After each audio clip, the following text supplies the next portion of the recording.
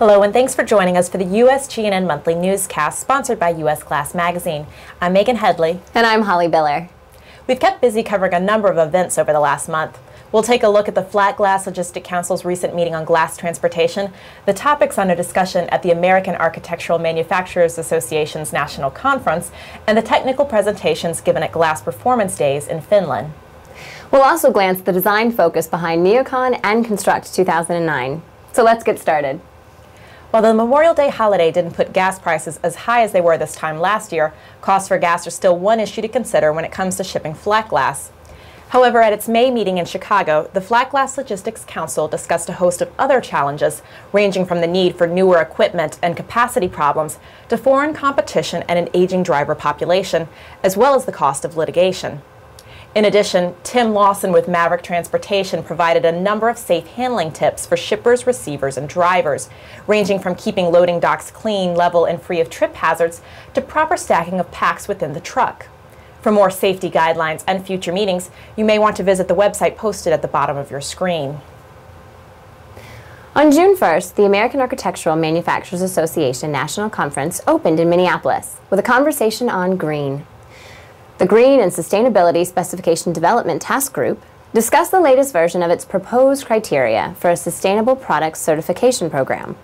As with the more familiar LEED program, this would offer participants a specified number of points in a range of different fenestration-specific categories. Mandatory criteria will include energy performance, air infiltration, water resistance, structural performance, and durability. At this point, the program is expected to include residential and non-residential products. Green was the name of the game at this year's Glass Performance Days, too, more specifically solar energy. For the first time, the biannual conference focused on the role of glass in the growing solar market, with a daily track devoted to this topic and keynote addresses from the heads of several solar-related companies. This information and other tracks devoted to glass processing and design drew more than 800 attendees to Tampere, Finland, many for the first time. The keynote speaker stressed the importance of driving down costs and driving up demand for solar panels to keep this market segment growing.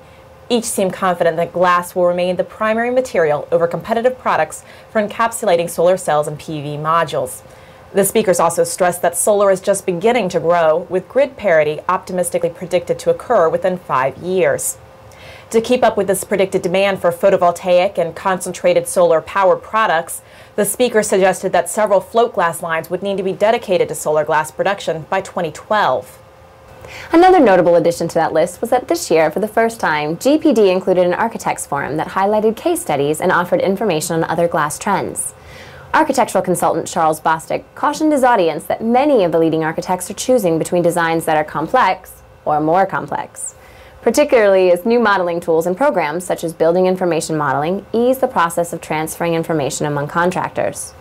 More curved and free-form designs in facades with little or no means of support are among those complex designs on the horizon.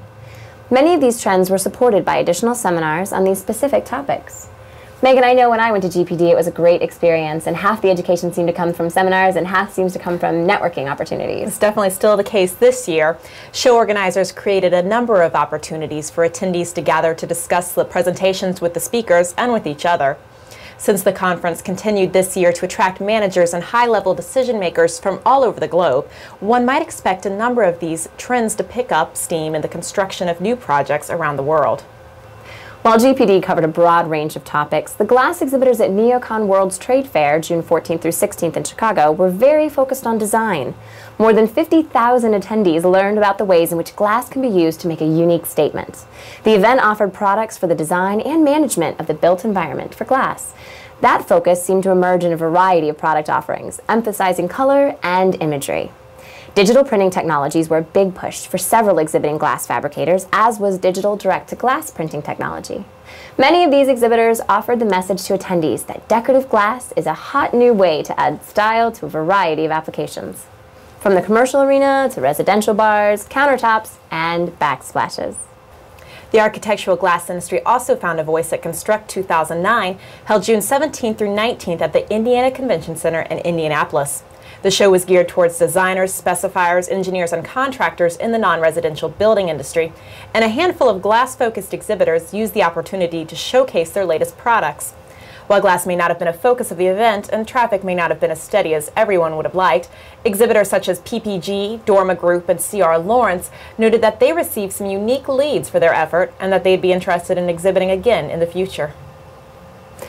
Now that summer is officially here, the show schedule is slowed a bit for the time being, leaving time for these event attendees and our viewers to process what they've learned about new ways to process glass. So be sure to look for updates on these stories and more on our next USGNN newscast in July, when we'll be bringing the news straight to your screen once again. Thanks for watching.